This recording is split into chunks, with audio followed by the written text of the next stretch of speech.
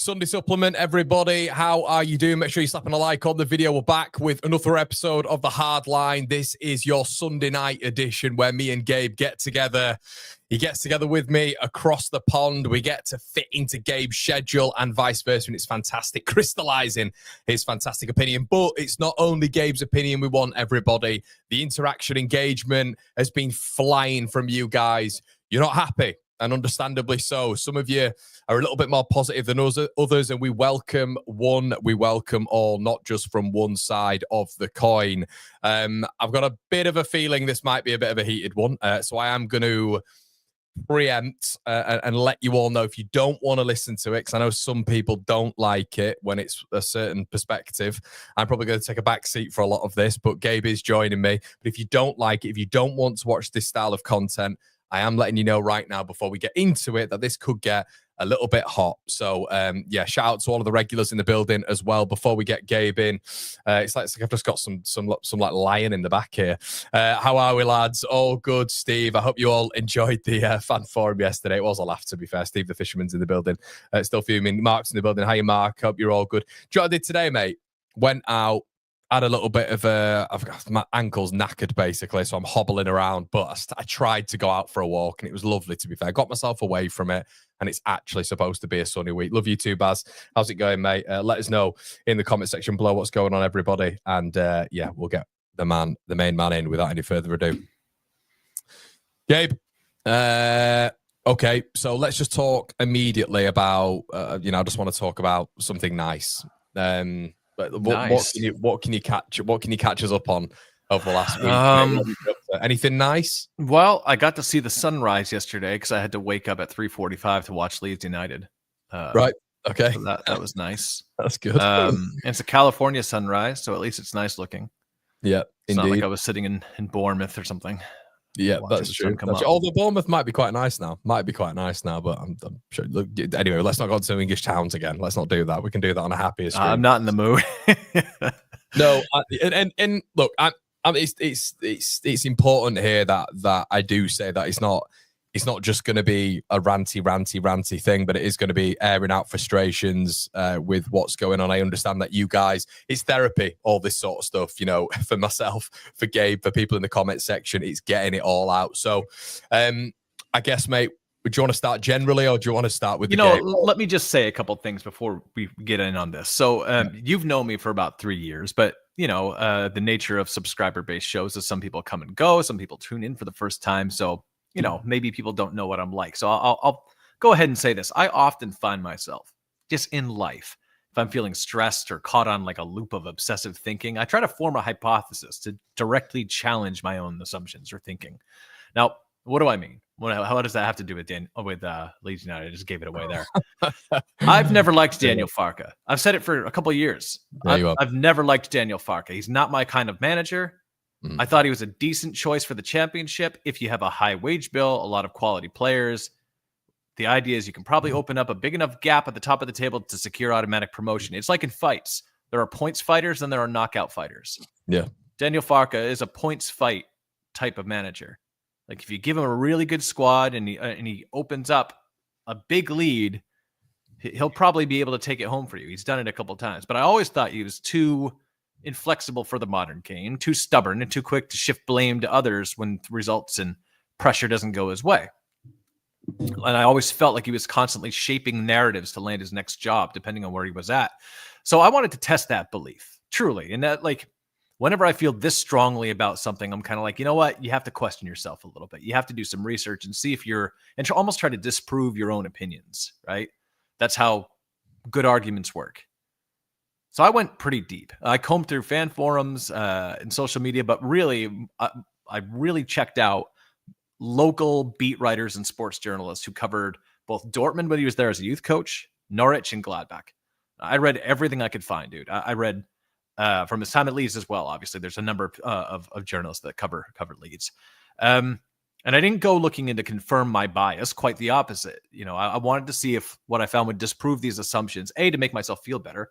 Because when you wake up at 3:45 to watch a match and you're angry again for the rest of the weekend and you have heart palpitations because you're so stressed out, like maybe you should try to, improve your mental space. So that's what I tried to do.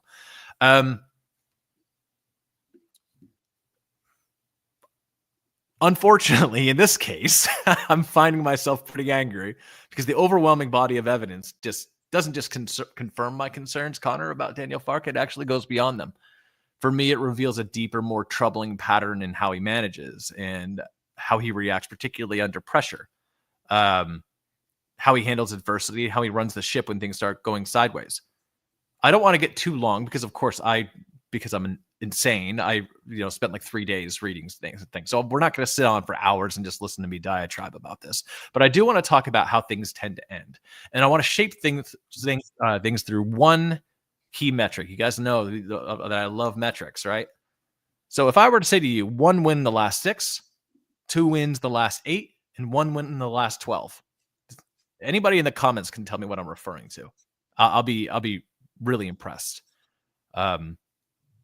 I'll give it a couple seconds. Connor, you want to guess? We love trivia here. We love quiz. Ask again. Okay. If I'm giving you these 3 metrics, 1 in the last 6, 2 in their last 8, and 1 in their last 12, what do you think I'm referring to? Forward goal contributions. Nope. I'm referring to wins in the final stretch of Daniel Farke's last 3 seasons. So far, we're 1 in our last 6. Last season, we finished 2 of our last 8 before the playoffs. And when he was at Borussia Mönchengladbach, he won 1 match in his last 12 with a squad that, you know what, I'm skipping ahead. Let me just jump in here. All right. So how did things end at Norwich? There are a lot of narratives floating around, right? The big thing you have to remember with Farke, with the club going back up, is he said he was better prepared for the Premier League. The team was better prepared, signed enough players. This was the narrative he started with. So regardless of what fans said, this is the narrative that he put out himself. There's quotes everywhere. You can find them. So there were concerns even in preseason. A former Norwich player said, hey, the squad looks a little bit soft, talented, but mentally weak. And as you went through the season, the same critiques came up consistently. Misuse of talent. 10 million silent Christos Tzolis only played 664 minutes in his time at Norwich, right? That's over 2 seasons, 1 goal contribution.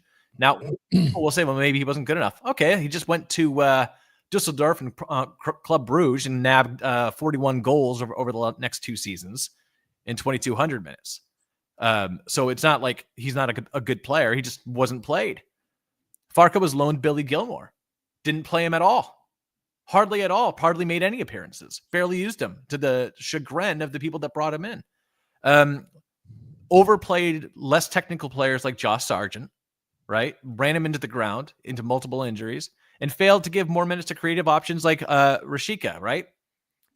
So does this sound familiar to you? Does it sound a little bit reminiscent of how Farke deals with signings that are brought in? Let's keep going. Rigid adherence to possession-based football, building out from the back. In the Premier League, there was no plan B when it wasn't working. That's what people said. That's what the media said. That's what pundits said. That's what fans said. No plan B, especially, and here's the kicker, against counterattacking and physical teams. Right? So teams that maybe you should beat, don't beat. And he didn't make in-game changes. And his post-match pressers were always the same. Losses are because of individual errors or lack of fight. And he would say things like, I will not criticize the players. That's not the way we work. I'm not going to dig out individual players until pressure came on. And then he was happy to fixate on a couple of players here and there. Again, I'm going to take a break here, let you jump in, because I don't want to just diatribe this whole time. But I want to highlight something, because this is just Norwich. I'm going to talk about Gladbach as well. And then we're going to talk about Leeds. People are who they are over periods of time. How many times have I said that? That's what data is for, right? Because you remember the last thing you see, but data tells you who people are over a long period of time. And anything anyone does can be quantified in a particular way, especially in a sport, right? So the pattern tends to go this way. Farke expressed satisfaction in the squad, especially if there are questions around transfer policy. He's very involved, by the way, everywhere he goes in the transfer policy. He has to greenlight players, and he's offered players that he often turns down. And when he's questioned about them, he says, I'm happy with the squad. He resists integrating certain options brought in by the club for depth and underutilizes players signed for that purpose, unless they're a former player or have this kind of retriever disposition that he really likes, and over relies on this group of players until he runs them into the ground. That happens everywhere he goes, Connor. It's Norwich, it's Gladbach, It's Leeds, right? And then when the pressure gets on, he deflects he never criticizes his tactics. It always comes down to two things: attitude of individual players he'll pull out in training, and there are multiple instances in all of his stops of doing this, and it's head scratching. It's like, oh, that seems random. I wonder why he picked out the most creative guy on the squad. It tends to happen over and over and over. Or he picks out one or two mistakes, or one or two bad calls by the referee, or he blames internationally. He blamed the World Cup for a dip in form before, right? So this is a guy who plays out the same record. When he's winning and things are going well and there's a huge space at the top of the table, he's fine. But when it comes to having to win individual matches, hey, this match comes down to the next three, this season comes down to the next 3 games, Farke. What are you going to do? Then he starts passing blame. He starts saying, I wasn't supported enough in the summer, despite saying numerous times that he was happy with the squad. Then it becomes all about this individual player. What I tried to do, Connor, is I tried to create a best 11 chart of players that Farke was offered that he didn't have. And we're not the only ones saying this. Squareball reported, other people reported. He was offered Brendan Diaz, right? Said no. So there's your striker. Everyone's talking about we needed another number 9. Was offered him, said no. Okay. Offered another keeper, said no. And what's interesting is he digs out these individual players for criticism. The power dynamic, first of all, you cannot, as a player, go publicly and say my manager's lying. You'll be glued to the bench forever, right? On top of that, if an owner comes out and has a public dispute with his manager, they're seen as a loose cannon. And maybe managers aren't going to want to come and manage the club you're running. The only person at a club who has carte blanche to say whatever they want, almost without consequence, is the manager. Why do we see the same trends over and over? I'm going to take a break, take a sip of water, try to calm myself down. I told myself I wasn't going to get too hyped up. I'm already angry. But it's glaring. That's just Norwich. How many of those things are like, oh my God, we're experiencing the exact same thing at Leeds?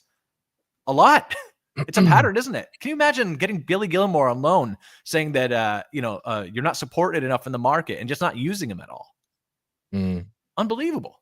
Yeah, it is an interesting one. I think the accountability thing, and it's kind of as talking about how he deals with certain situations, but I think it goes a long way. I think accountability in certain situations, if you, especially, I know this sounds ridiculous, but with a northern side, you look, everyone's sort of a blue, you're blue collar workers, aren't you? It's about grit. It's about, it's about determination. That transcends not just the northern towns, but it feels like that's a club Leeds United are. It's a gritty Yorkshire side, and we really resonate with honesty and, like I've just said there, accountability. I think I really struggle with him when it comes to that. He did really well. Obviously, he did excellently at Norwich. I think there were 2 constants in that success, and obviously it was Buendia and Pukki.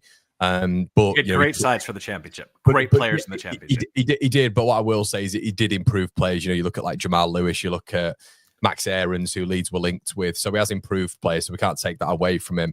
But from his time at Norwich to Gladbach, you are bang on.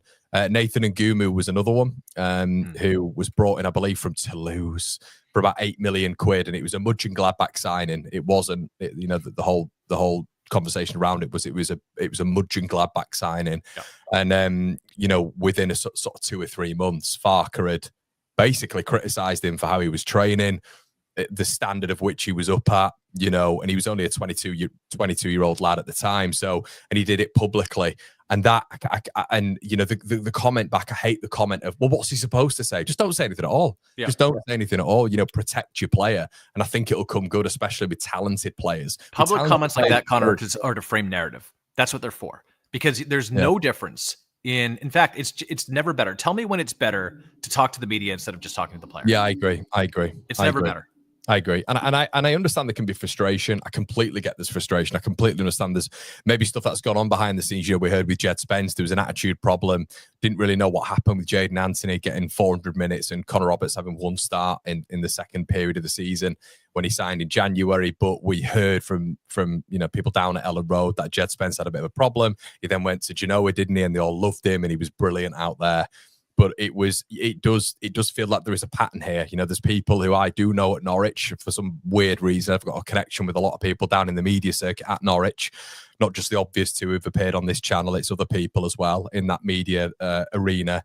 And they loved Farke for that period of time. There was, as we always say, there's a crystallized period of time, but he did have his faults. He did have his faults, accountability, blaming others, which he'll consistently do. Yep. And you are right. And I think why this is a big thing now, Gabe, is there's no point in character assassination here. There's no point in doing that, and I hope it doesn't come across as us doing that. But I do think there is trends and there is patterns with how he deals with certain situations. There's another one you can point to, Todd Cantwell, where that relationship was absolutely burnt down to the ground. Yep. He even dug out Buendia a couple times. Yeah, and look, best player.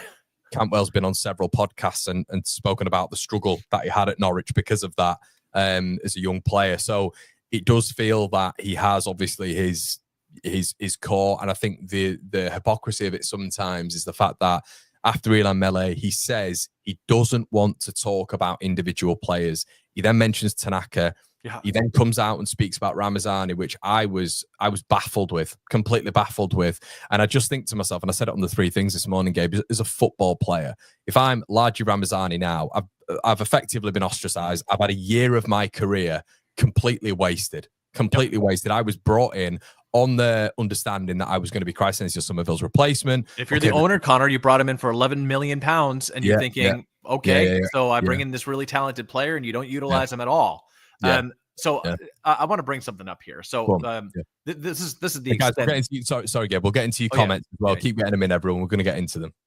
All right. So this is the depth of which I go in for this channel, right?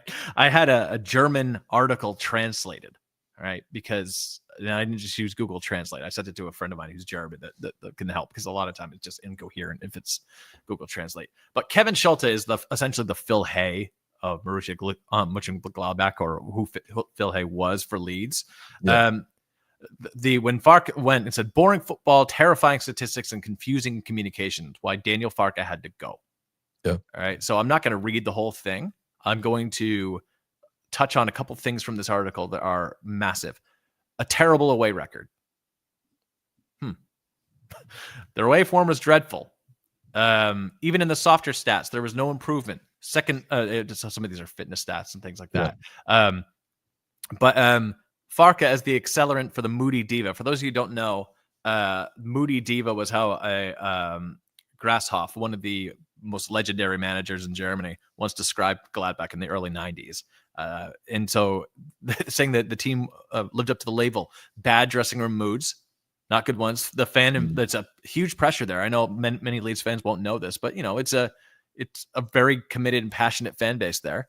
Yeah. Increasingly restless as the season wore on, because the sense was the players were more talented than the level of play. And Farke, every single press conference, would say things like small details decide the game. There's no reason to turn away. I'm not going to dig out my players. And then he would do it. Then he would dig out his players. We've nearly fulfilled all our objectives.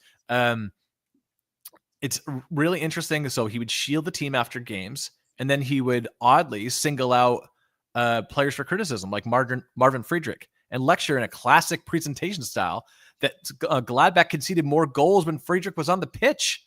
I don't know why you would do that in the press. Like how does that help? It frames narrative. That's all it does. A veteran like Christoph Kramer said after a 2-2 draw at Leverkusen, we've had lifeless performances for the past 2.5 years. It's not great. Possession football at any cost is another criticism that came up. And then he would blame things like the World Cup or international availability for drops in form. My least favorite part of reading all of this is they finished 10th, the same as last season, right? The same as the season before. And Farke said, it's not a failure. I managed to stop the negative trend under very difficult conditions, and we're solid mid-table. They won 1 in their last 12.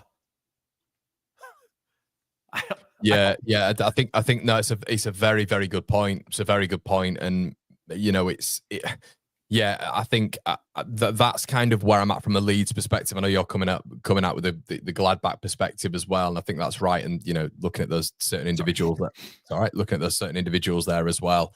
But what I would say is there's been and there is good points to Daniel Farke. I do think he's improved certain personnel. But I look, Gabe, I mean, we're speaking about it all the time, and I do think it's right to go back in history and see the trends and the correlation. But I think the here and now is the big problem. It's another end of season abomination. It has to be said. And when when this is where we should be performing with the squad we've got, and it's so tedious talking about the same stuff all the time. But unfortunately, it was another mismanaged game at the weekend. And the worrying thing with what Farke came out and said was he came out and said it was a good point. He then came out and slated a player who's barely played.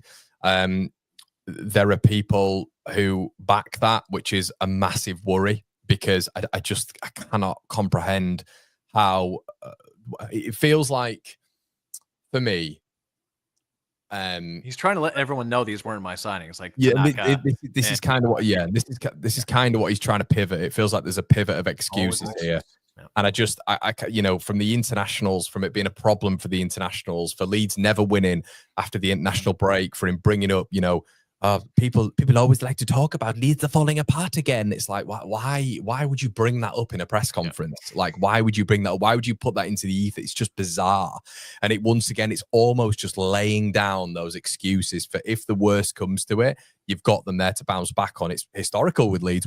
They always fall apart. It's not a me thing. It's Leeds always fall apart. And, I just thought there was a bit of a crack in his armor yesterday. It's already a very pincered armor, isn't it? But for him saying, it's a good point. It's not a good point. Daniel Farke, before that game, if you went and asked him, I firmly believe he wouldn't have said that was a good point. And then people may turn around and say, well, and this is kind of what we're hearing at the minute, Gabe, but what's he supposed to say? What's he supposed to say about Ramazani? What's he supposed to say about... We'll say nothing about a player that hasn't played. Just shut up. Yeah, it's pretty easy to say, hey, listen, it's just acknowledging. He's gaslighting the whole fan base. Just get up in front of people and say, we were 8 points clear. Yeah. Now we're in third. We have to get this together. This is why the club paid me. I'm going to figure it out. But I also think as well, tactically, you're kind of looking at it now, and I think you're looking at it yesterday, and if you notice how it's just the same type of team that we seem to struggle against. It feels like when we're playing our pretty possession-based football, and we're exciting, we're exhilarating, we're able to press teams high. Normally at home, like we've mentioned, it feels like the away form has been a problem for 2 years, really, when you look at the overall pie of it. But when you actually look contextually at us, Leeds been able to get around teams that physically come up against us, Gabe, that physically are like, well, here we go, let's go. What we're going to do is you're going to try to keep the ball, and we're going to press you, and we're going to fight you. We're going to get up against you. If they don't roll over and die because we have better players and a nice looking style of play, we don't know what to do in a dogfight. Connor, it drives me nuts. Well, I've just seen Liam there, and Liam, I'm going to get to your super chat, and I'm going to get into a lot of your chats as well, everybody. But Liam's quite rightly said there. You look at the QPR game. And last season, you just physically mauled. And there's multiple games where you physically mauled and you can't deal with it. And then it's well, the players are burning out. But then you look at the rotation aspect. I mentioned yesterday, Gabe, when you're looking at Connor Roberts, when you look at Jayden Anthony, you look at what teams they're part of now. But because Farke left them out, the narrative was last season that they're not good enough for Leeds United. Well, that can't be the case now, can it? Because Jayden Anthony's performing really well at Burnley. You're getting Connor Roberts part of one of the best defences in Europe, and a lot of neutral Championship fans would pick Connor Roberts in an 11 over Jayden Bogle. So I think we're kind of at a phase right now where Connor, it's not the only guys either. Like, so some players I don't even rate. I still don't know why you do it. Like, why do you dig out Charlie Cresswell last season? Remember that? I don't know. Cresswell, and we kind of got on board with it at the time, but selling an England international, a young England international for £4 million. Selling him is one thing, but criticizing him in the media is another. I don't understand why you do that. His dad, wasn't it? It was his dad. Richard Cresswell came out and I believe went around the houses and criticised Farke. And from that point on, or that point inward, it was a problem. It was a big problem. And this is what I mean. He doesn't handle criticism well.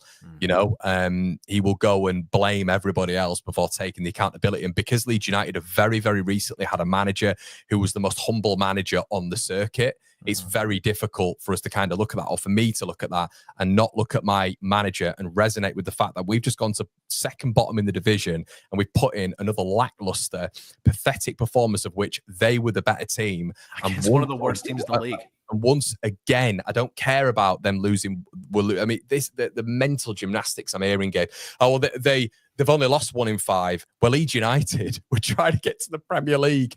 We have a £60,000 winger per week winger on the left-hand side. We have an 11 million pound replacement for that 60 grand a week winger on the bench. We have a Swiss international who's barely used on the bench. You know, they've only lost 1 in 5 is the dumbest thing for a team that's in the bottom of the table. And this is it. You're obviously going to get an uplift in form. You are naturally going to. But when Leeds United come to town, barring Oxford for Sheffield United yesterday, when Leeds United comes to town, like Burnley and like Sheffield United, it doesn't matter, because what happens is the better teams win.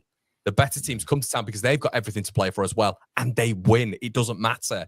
And all this nonsense you're hearing now of, oh, well, it was a good point because they're on a bit of form at the minute. It shouldn't matter. I know they're a Premier League side last year. Luton are a woeful side. And if we'd have moved the ball a little bit quicker yesterday, if we'd have played our way, then Leeds would have won that game pretty comfortably, like Burnley and like Sheffield United did. But we didn't. We got drawn into their game. And the thing is, Gabe, this is where I was landing with this point. There isn't a plan B. No. And there wasn't a plan B at Gladbach. There wasn't a plan B at Norwich. He's not a plan B manager. I know we're going to jump into comments, but I want to answer Gail real quick because she asked if we would sack Farke now. Here's the thing. I hope that the club has done some due diligence in the background, because you can't just sack your manager now with no plan. You would have to bring in a guy that knows the team and is like a good in-game manager, because that would be the fear that, you know, we had an 8-point gap at the table. Now we have no gap. Now we're in third.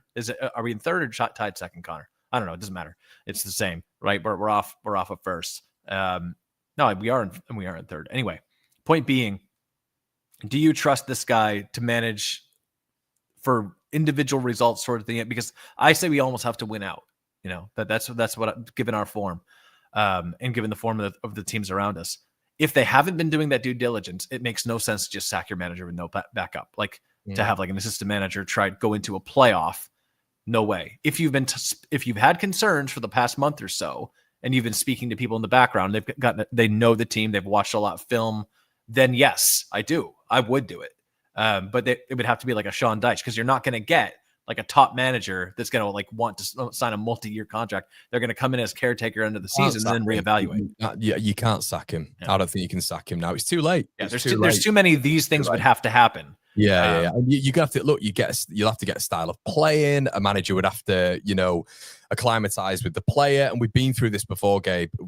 We've been through this before when we panicked at the end. I don't even know if you need a new style of play, Connor. I think you do most of the same things. You just make more in-game tactical shifts, and just make different personnel changes. This is the thing, though. This is the reason I come up with all this. But then that also depends on the man coming in. Yeah, 100%. The man coming in, that would completely depend on. He's not, if someone comes in and effectively just shifts a few bits and bats, that might happen. And 100%. Look, I guess the question is, if you're going to get someone in, and someone in is going to start playing a nice little, trio of Ramazani, Nonto, and Dan James, and I am guaranteed that every single week for the remainder of the season. I tell you what, I'm struggling to say no to that. I really am struggling to say no. The point being, and I agree with you, there are too many variables, and I doubt they've all been satisfied. So no, you probably don't. And for those people in the chat right now saying stuff like, "Oh, you're overreacting. If this happens, then we're top of the league. If that happens," well, we had a lot of that in the Premier League season. Marsh would probably still be manager. We'd still be in the Premier League. Yeah. And shout out Damar as well, mate. I didn't know what you meant, Damar. Cheers, mate. I think the thing is, I don't want to ever come on here, and I don't want to be abrasive. I don't want to be brash. I'm passionate in my delivery, as is Gabe, because we're fans of this club. We don't want Daniel Farke to fail. Why the hell would you want him to fail? Is there a personal issue with Daniel Farke? Absolutely not. Now, if there was a personal issue we both had with Farke, 100%. That you could see the agenda there. There is no agenda. The man, it's twice on the bounce, everybody. And I'm not willing to be Daniel Farke FC. We're Leeds United Football Club fans. I cannot believe the amount of slack this manager gets and the defense league for this manager when he has done. Let me just bring you back to last season, and things can still change. Okay, the whole narrative last season and the explanation was, and Farke would bring this up a hell of a lot last season. We had a tricky beginning of the season. We had a tricky beginning of the season. Obviously, we all know we did. It was awful. Yeah, It was that's we true. had lone players going out here, there. We didn't know. Okay, Daniel Farke had that, and Leeds finished where they finished. But apparently, Connor, that forced us to only win 2 of our last 8 games. Yeah, and this beginning of the season. Well, exactly, and that is just completely the context to that is it's no relevance to the end of the season, no relevance whatsoever. No. So then we look to this season and we look at the man in the dugout in South Yorkshire, Chris Wilder, where 15 players at the beginning of the season left Sheffield United, and he had to rebuild a side of which everybody was saying, honestly, mate, the amount of predictor leagues that I saw at the beginning of the season saying not only would Sheffield United be in the bottom half, but they'd be struggling. Our fan base was laughing at them when we took Bogle off them. Yeah. And to be fair, I was, but you turn that entire thing around. Wilder is I mean, he's won what is it, three more games than we have now. He's if you do take obviously they've got docked those points, and it's not to suit a narrative, but what they've achieved this season is 2 points on top of what they've got right now. They're already ahead of Leeds United, so that excuse now is out the window. Yeah. So now we've had 2 seasons where at the end of it, Leeds are really struggling again, and I'm still sat here at 7:37 GMT. And I still cannot believe what has happened. I cannot believe 5 games ago, Leeds United are effectively 8 points clear of Burnley with goal difference. We now sit 2 points behind them. Sunderland are 7 points behind us. We have 6 games to go. Okay? Yep. Not only that, but you've now got a manager who is talking about Tanaka, talking about Ramazani. We're looking at Rothwell being injured for a sustained period of time. Pascal Strout didn't look too healthy the other day. It just, he's going to start bringing up Aronson speeding tickets next as an excuse. Like, but is that? But let me just get into a few comments. I mean, we have to get into. Mark said, "I'd say the best therapy for a bad Leeds result, a nice day's fishing." Have you ever been, Connor? I haven't. No, that's a reference to yesterday as well. Andy, I'm sure he's delighted. Very, very complimentary when it comes to Leeds, but he's a big Burnley fan. Easy fellas, proper 3-horse race now. Plenty more points for it. But isn't it funny, Andy and everybody else seems to think this, but from an inside perspective, Gabe, Leeds United, and I still speak to loads of other footballing fans, you got points to play for. Quite right. But when you've won 1 game in 6, it's very, very difficult. And you've seen the squad downturn like it has. Do you watch horse racing, Connor? Not really, no. If you did, or any racing of any kind, how many if it's a 3-horse race, would you be cheering for the team, the horses speeding up and surpassing the one that's slowing down at the end? Or would you say to the one slowing down, he's going to come back and pass everybody? You wouldn't. Yeah, exactly. You'd say, oh, they're being overtaken right at the end. Oh, my God. And you give all these American sports cliches. It's not how you start, it's how you finish. If you're not first, you're last, and all this nonsense. For some reason, we're like allergic to winning, where we love excuses. We love excuses. And I guess we work on patterns and trends. If we hadn't have seen the pattern happen last season, if we hadn't have seen Leeds win 3 and 11, if we hadn't have seen the same tactical inflexibility, the bad mismanagement of players, we are seeing, look, let me just go off on that in a second, but if we hadn't have seen this and there'd have been a difference this year, but I believe Leeds are actually on less points right now in comparison to what we were last season, which is just unbelievable in comparison to where we were when we were 5 points clear of Sheffield United and 8 points clear of Burnley. It's staggering, the fall off from that Sheffield United game is unbelievable. But we're kind of at a stage right now where we're seeing, the blame game. We're seeing the lack of accountability. We're seeing players being at fault. That's what I'm worried most about, Connor. This is what I'm worried about. This is what I'm really worried about. And he got to a championship playoff final, right? And that's what we've got to say. I think now, in the back of his mind, he'll be thinking that's the target now. That's where I think, because I think there needs to be some sort of regroup. Something needs to happen.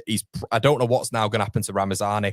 I don't see Ramazani playing. He's basically just said there in his press conference that he's not doing enough at the minute. He's not winning his duels. By the way, Brendan Aronson, who barely wins a duel, never gets called out. And you kind of such a weird thing to say when you're playing a 4-2-3-1 and dig out a player, one of your attacking players, for not being stuck in enough in the duels. It's so weird.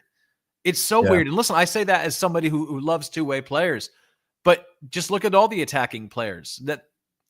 All right, fine. If you're talking about Gruev, Or if you're talking about, I think Snoop's right here, lads. I can't see how, and that's kind of where we're at right now. I'm looking. There was a point of which I was looking at Preston, I was looking at Bristol City, I was looking at Boro.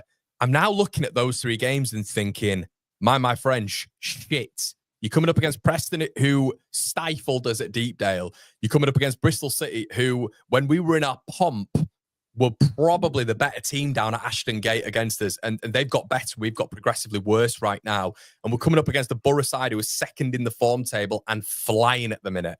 And I'm looking at it right now, and that is the context. The context that Leeds have deep dived right now. It's the fact that Leeds have declined massively. It's the fact that right now the manager seems to have, I think, mentally been, he's cracking under the pressure. And I think he's doing the same thing he's always done, and that's why I went looking. That's why I brought all this stuff up. It's not to bury the guy; it's to understand the battle that we're in, right? And to understand what's happening with the side. Is this an aberration? Because everyone's looking for someone to blame right now. People are blaming the owners. People are blaming the players, and of course, it is a collective effort. There's a lot of blame to go around. But if you're looking for the most direct thing to blame for all these factors, you have to go back and see, well, has this happened before with this manager? And it has. Every single other job he's had, besides being a youth coach at Dortmund, where he just did whatever Thomas Tuchel wanted him to do, it's been the same. So you can't look around and say, I wonder if it's because of the Rangers acquisition. But I think to give him his credit, that job that he did do at Norwich was unbelievable. He did a really good job at Norwich. But we're not talking about that. We're talking about when things go wrong, what this manager does and how he finishes up tenures at places. And the thing is, he always does the same thing for his narrative for his next job. Do you know what he did when he got the job at Borussia Mönchengladbach? He went in there and gave a presentation. Like, did this whole presentation and made them woo him. That's exactly what he did at Leeds United, guys. He says the same stuff. It's the same thing. When the going gets tough, this guy thinks about his next job. Simple. That's what he's doing now. He's framing narrative for his next job. He knows at this point, there's no way in hell, whether we go up or not, we're keeping him in the next season. It's not happening. It's not happening. Please hold me to that, because I want to talk about that. Mike says, hi, guys. Can we beat Boro? Of course we can, Mike. We can beat Boro. It just feels like right now there is no hope. Tim says, even folks, I'm here for some therapy. I feel like I've been going through different stages of grief. I'm now at the acceptance. Inmates leading the asylum when it comes to therapy here. Hear you, one of the regulars. I hear you, says Gabe, dropping some gospel. Liam says, the way Farke treats his players is atrocious. He never gave Cresswell a chance. He throws players under the bus. Can't stand him. Get rid. Dallas in. Mark says, as Liam Moore said, he can't keep dining out on these promotions with Norwich. I don't think he should stay, whatever the outcome of this season. Let's get back onto that. Ben says, Connor, I really rate Largy, but without knowing what he's like in training, we'll never know why he's not picked. No players are bigger than the club. I'd love to see him playing, but not if he's not trying. So wait, that is a true statement to make about any player, any club. That is correct. What I would say is, though, when you see patterns of the same blame game by the manager whenever the going gets tough on certain players who are brought in under certain conditions and have certain styles of play, you begin to think maybe it's the manager, not the player. So I do understand what you're saying, and that stuff is objectively not wrong. I just think that there should be more of a spotlight on the manager, since this is a trend versus individual players where there is no trend. Oh, yeah, that's perfect. I think, and hopefully that answers your question as well, Ben. I think if this is individual, let's say if we're talking Jed Spence from last season, right? We're talking Jed Spence, because there was a thing behind the scenes that he was a bad trainer, he had a bad attitude. You look at that, and if that's an individual occasion, you're looking at that and thinking, right, yeah, okay. And Farke's not done it before. The problem is we've highlighted him with the several examples of players who he's spoken about in training. It seems to be his thing, training. I don't know. And maybe that's because we can't see it. I don't know. 100% what it is. Because anybody in the club that leaks contrary information is going to get sacked. That's why. If any player comes out and says, that's BS, I train hard, he's not going to play for the rest of the year. And in all fairness, Farke might be right. There might be some players. Jed Spence might have been a bad trainer. All this sort of stuff. He might have had a bad attitude. I think sometimes you just find it a little bit difficult to understand with certain players. And Jed Spence, it's a bit murky, isn't it? Warnock wasn't a fan of him. Farke wasn't a fan of him. They absolutely loved him at Genoa. And he's doing really, really well under Ange Postecoglou. Really well. Obviously, one of Spurs' players of the season. So, yeah, look, there was never a quality issue with Jed, but, So, anyway, you kind of looking at the attitude thing. And I just think for someone like Ramazani, who came in and what he was doing, and what I will say, imagine if you played one game in 23. This is what I keep saying. You play one game in 23, you'd had no exposure. There were games of which Leeds United have drawn where Ramazani is available to come on and affect proceedings. Hull City, Luton, Blackburn. We actually drew Blackburn and Hull back to back. Ramazani wasn't used once. Okay, so there's games of which you can just bring him on and try utilize quality, which is what you used to do, man. You used to do it. I put a compilation on the 3 things today, them up against Sheffield United. This is why it blew my absolute brain when people were saying, oh, Ramazani can't play in the 10 because Farke said wingers can't play in the 10. Well, Farke also said, do you remember this, Connor? He's playing wingers in the 10. He's played wingers in the 10 his whole career. Well, Connor, do you remember this last season? Nonsensical. The fan base was saying Connor Roberts isn't good enough. He's crap. He's shit. Yeah. He's not good enough. And just because Farke put Ethan Ampadu in a right back role other than playing Connor Roberts, and then suddenly, wouldn't you know, Connor Roberts is one of the best right backs in the championship. So, maybe you have to look at this track record of this manager who loves narratives and throwing certain players under the bus, especially if he didn't bring them in himself, or if they're not a reclamation project, or if not a Max Aaron's golden retriever that'll run around like Sam Byram and do whatever the hell you want every single time without questioning you, or have any sense of self-confidence. Remember when Jorginho celebrated? Oh, terrible. Can't celebrate a goal. Can't feel yourself for a little bit. Yeah, Connor loves to say, not Connor, excuse me. Farke loves to say there's no I in team, except when it comes to him. Yeah, no, I think that's a good point. Farke. Nuts. Podcast Lads Leeds, hey mate, says not even about this, not even about not his signings. It's on the pitch strategy management and the support around that. We have an awesome 11, well capable. You're right, mate. I mean, we're actually going into, and this is the greatest of respect. I mean, Andy Duckworth's in the chat. You've got Chris Heslop, who's in the chat as well. Burnley fans. We've given immense credit to Burnley this season. They've done a wonderful job. They should not be finishing ahead of Leeds United. And it's not an entitlement thing. You look at the wage structure, how much we're paying players, what we brought in the summer, the tumultuous times both of these sides in Sheffield United and Burnley had. They didn't come down, everybody, with smooth waters and parachute payments. Similarly to us, they struggled in the offseason, especially Sheffield United. We actually were the only ones that did it. With the dot points and the player exodus that they had, including Jayden Bogle, which was an absolute hammer blow for them coming to Leeds United for £5 million a snip. So it's not this just unique thing. And with the teams that the side that Leeds have and the opportunity this time round of coming up, in my opinion, against teams, who've maybe lost certain personnel in and around the mid-table of the championship, the top teams not looking as strong in the championship, even the playoff chasing teams, the teams even at the top, in my opinion, not looking as strong on paper. And you're thinking this is a brilliant opportunity for Leeds. What an opportunity this is. And so for me right now, he has had an Avenger-style squad. It's a brilliant squad. And by the way, we're talking about Isaac Schmidt as well yesterday. He's eventually glowing about him in the press conference after giving him a maximum of 25 minutes before the international break. 25 minutes. And now apparently Isaac has helped him out. And do you know what? One thing as well. One thing I will say, you can talk about in-game strategy. You can talk about transfers. We can talk about Daniel Farke as a human being. The basic thing that we've all got to think about and we all agree on, because there'll be people with differences of opinion in here. You drop Ilan Meslier after the Sunderland game on game week, whatever it was, 2025, Leeds United are 8 to 12 points clear right minimum now. of 11 points gained. So you're right. And that is it. You look at the 27 goals. Well, now it's 28, isn't it? The 28 goals conceded, or the 27 with the Ilan Meslier net. And when you attribute 13 goals of them down to him, when you're being kind, you take him out and Leeds are fine. And I fully believe that. But he didn't do that.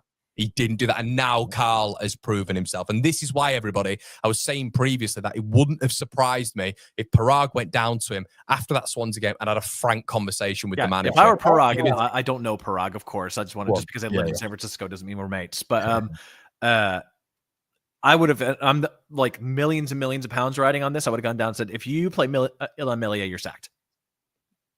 That's 100% what I would have done. If I see Ilan Meslier on the pitch again, you're sacked. And it's not out the realms of possibility. It's not this bewildering, stupid thing that and going and saying he's going to be sacked. Obviously, it wouldn't have been that frank of a conversation. That wouldn't have been verbatim, but there'd have been a conversation that this is Daniel. This needs to happen right now. We need to have a conversation about this. I firmly believe, and you can see this. And Gabe's quite rightly said with the patterns of trend, how stubborn he is with certain personnel, and we've seen this throughout the entire season. It might have needed that.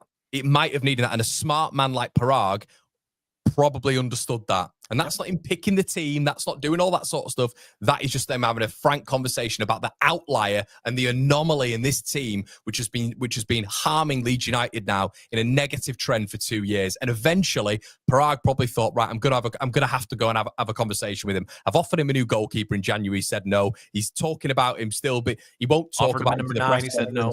Offered him, but I'm talking specifically about a goalkeeper. There's been instance after instance where he's called him a Premier League goalkeeper, and Farke's staff really rate him. There needs to be a conversation here. And I genuinely believe we're all talking about a new manager, Gabe. We're all talking about us pushing the red button on a new manager.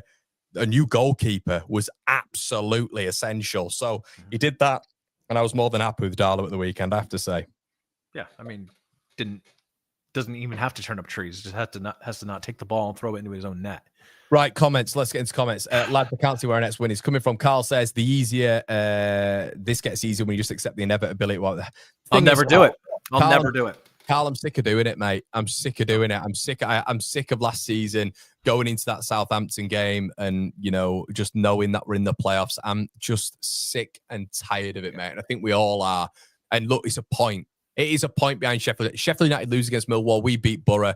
Fantastic. But I think the context, this is what we're all about on this channel. Context, not just stupid statements. The context is where Leeds are at right now, mentally.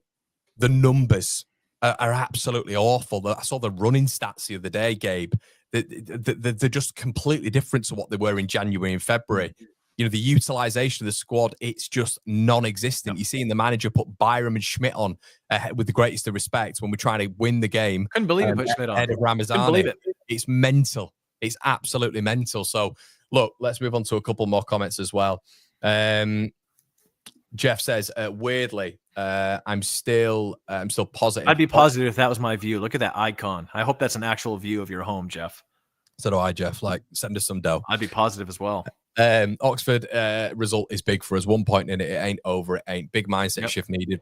And you're right, mate. And look, if they go in and Farke turns it around and we see mass change, because we're at the bottom of the barrel right now, everyone. Leeds are at the bottom of the barrel. I was with Jeff to the last sentence. Stop the crying and get to work. What? Do you want me to conduct a training session, Jeff? What do you want me to do? I think maybe he's thinking about I think he's probably looking at Farke there. Maybe that's why he's saying stop the crying. I'm sleep deprived. Yeah, Ted says Leeds have been heavy betting favourites in all the last 6 games and are heavily favoured over Boro. Well, bookies never get anything wrong. Come on, what are we talking about here? What are we talking about here? The bookies.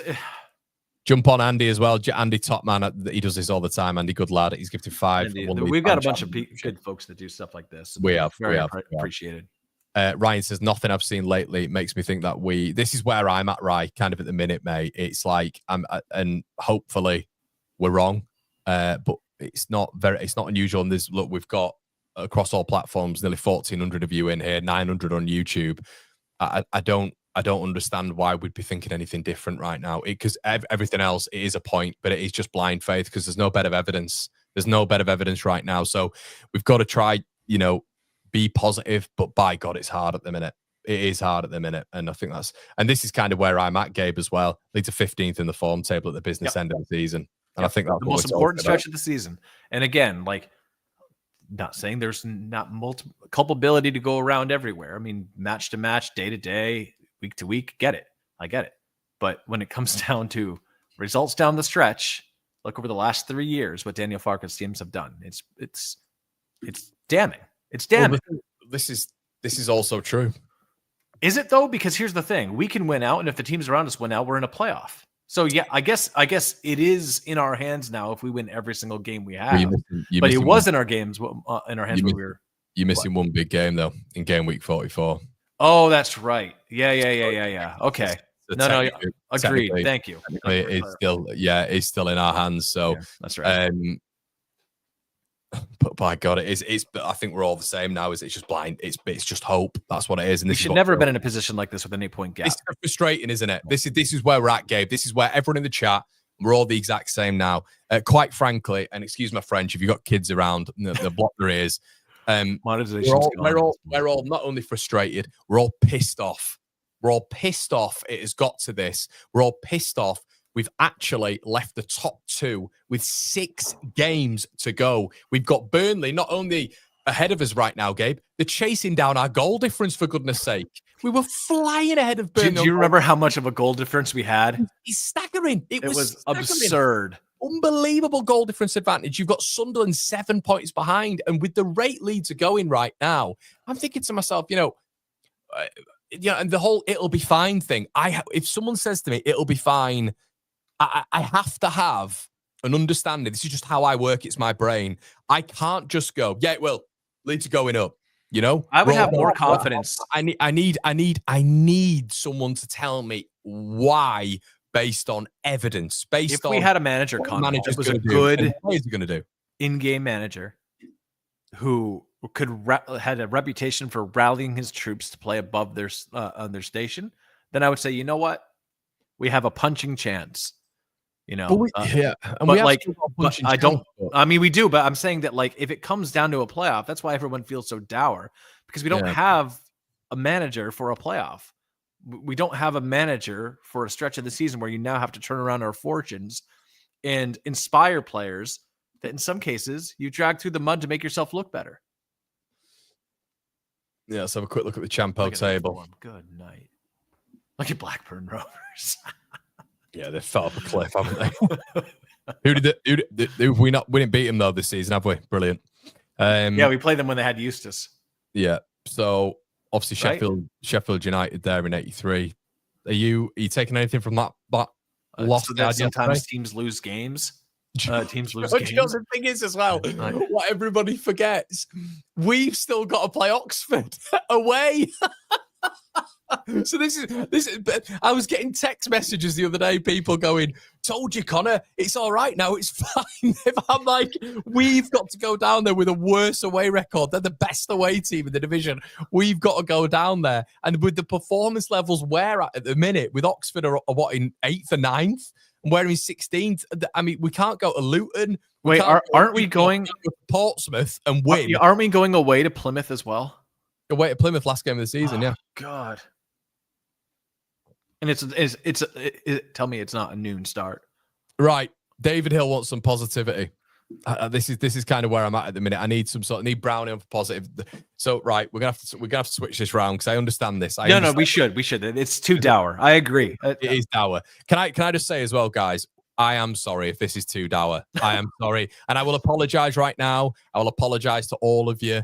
It is just, and I understand we've got one Leeds and we've built it up. Gabe been a massive part of that, and I am sorry. I am really, really sorry. Gabe, say sorry. Just say sorry. I don't want any quick-witted remarks. Just say sorry.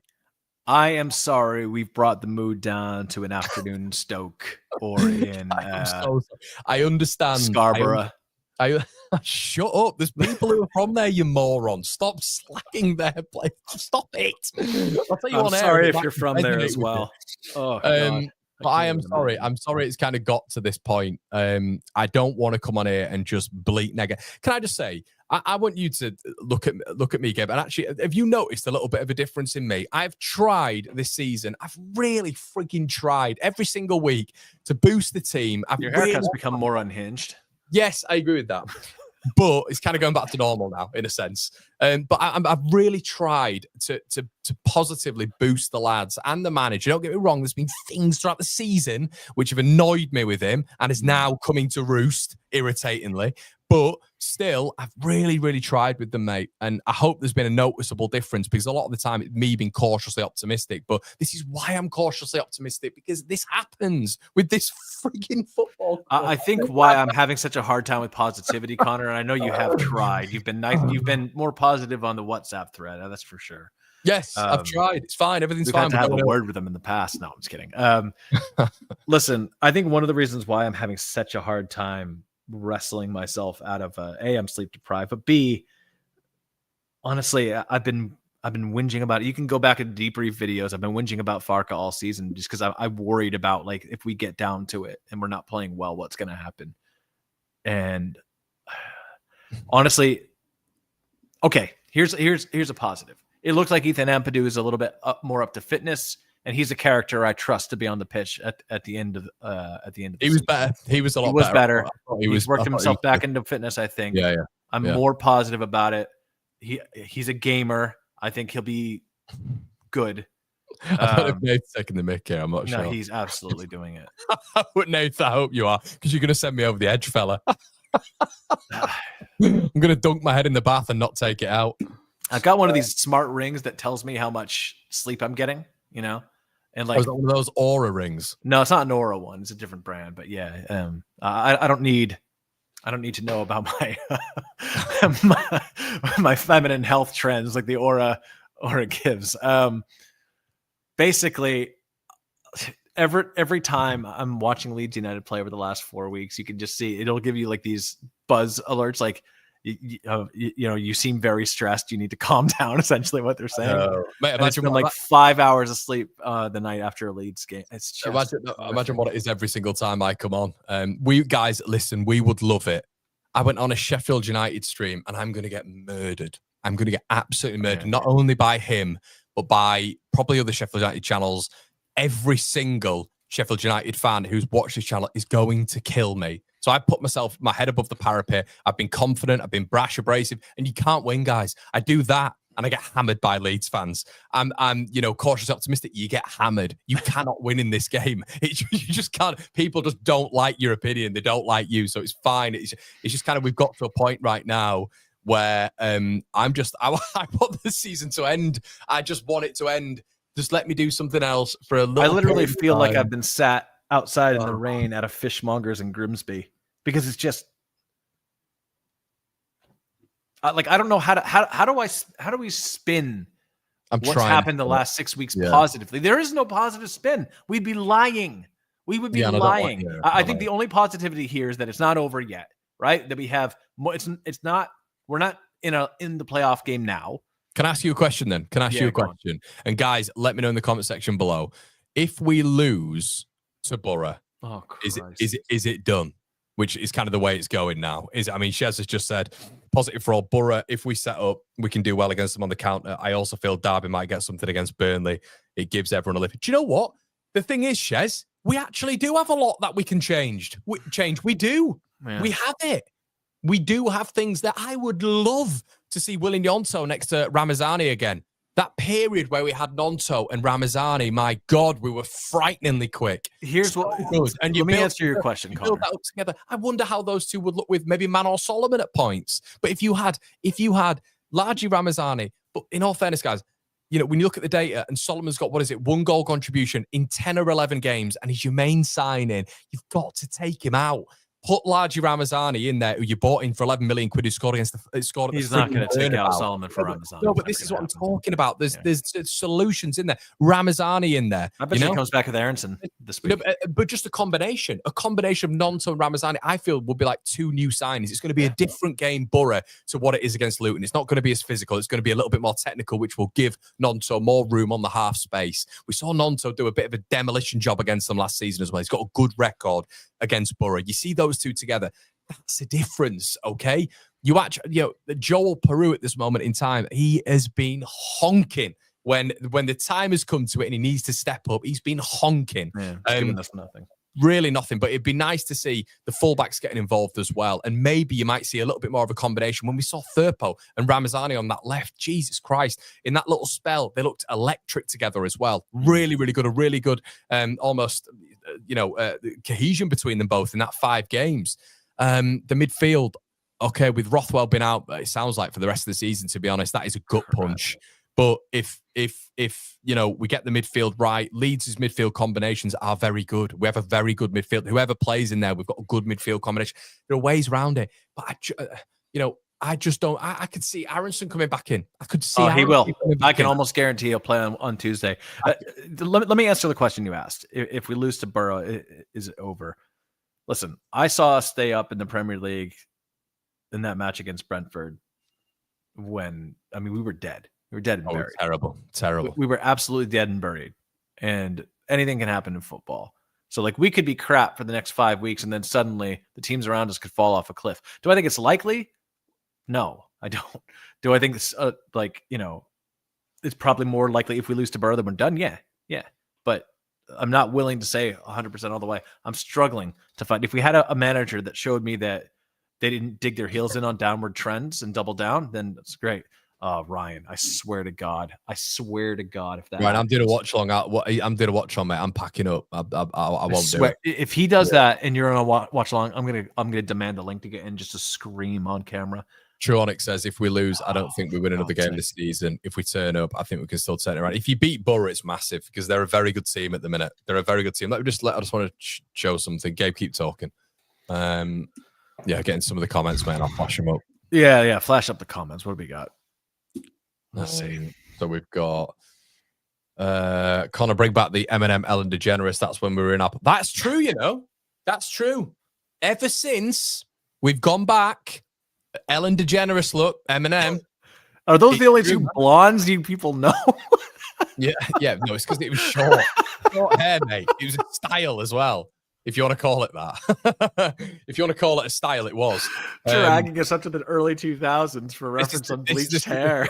It's like Chilino with the number 17 and the color purple. Do you know what I mean? What's the name of the lead singer of the Cranberries who passed away? Oh, God, yeah. Make those references.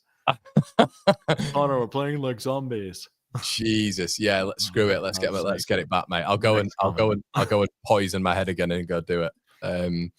Okay, let's have a look. Maybe I should go back to the French crop.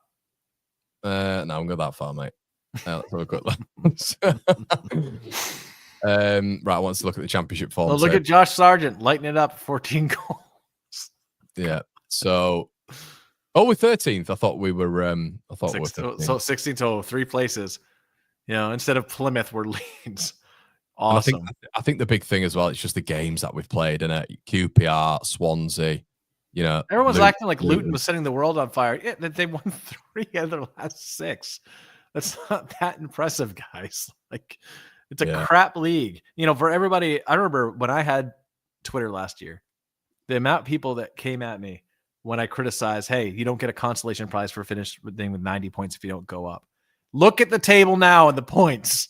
Like, it's not hard now because the way money works and parachute payments work to get a high points tally in the championship. If you're not one of these teams that's been languishing here for years. I mean, look at Portsmouth. Look at their form. Yeah. I'm doing it again. I'm struggling to find any positives. Somebody give us a positive comment. Last 10. Oh, there we go. Last 10 we're up there. Oh, there we are. Look at the way we've fallen off a cliff. So that'll give me hope. Look at the 2 teams above us. They could pull a Leeds and go from Burnley have won their last 3, haven't they? How bad is that? Like, you go back to the last 10. So add an extra 4 games on there in the top 3. Unbelievable. So I think the worst thing as well, when we go to 6 as well, by the way, we've got Bristol City coming up at home. They're 6th. Boro. The big thing here is as well, everybody, even though these two Sheffield United have lost the game, look at what we're talking about here. So you got Leeds in 13th. You got the top 2 in the top 2. Wait, look at the 23rd ranked team. Do you remember who we drew to? What's these two, innit? We've dropped points to these two. Yeah. It's like Rotherham all over again. I mean, we do have Preston at home, so that's good.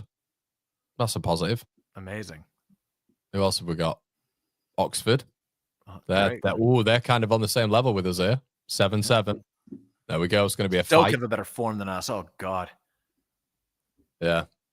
So. We have any comments? But come on. I keep trying to John said, well, I don't want to kind of go on this too much. So once again, it's negative. But look. It also doesn't rhyme with the way you actually pronounce his name, John. Well, what I'll say as well, I think there's certain games of which, and you guys will all go absolutely nuts at this, which is fine, but I feel like I've got a little bit more of a standing now because of just his lack of utilization of any rotation. Now it's killed several players.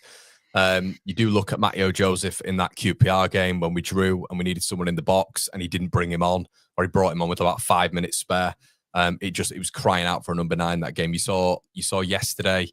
The depressing thing yesterday was Bamford came on and looked better than Peru. Yep. That's the depressing thing. This is what we're talking about in 2025. Patrick Bamford looking better than Peru at this point of the season. We're hanging our hat on this guy. Also, how hard would it be just to play a 4-4-2 with 2 strikers in Peru and Bamford if he's fit? Like, why do you need to have an out of position number 10? I sort of said that yesterday. People were saying, get Aronson on. And I said, no, this is not the game for him. He's just going to get gobbled up. Nonto's getting gobbled up physically. You've got to get to... Put Aronson if you're up 3-1. Yeah, exactly. Yeah, 100%. It's just not the game for him. But Peru and Bamford made a lot of sense to me, even though Peru was woeful. But I really can't get around. I know it's not his game. I understand it's not his game. But the physical attributes Joel Peru has been given, 6'2", a big lad. I cannot understand how he's so meek and mild when it comes not to a fighter. I get that. I completely understand that. But when God... What do you understand? That's a nonsense thing to say about a footballer.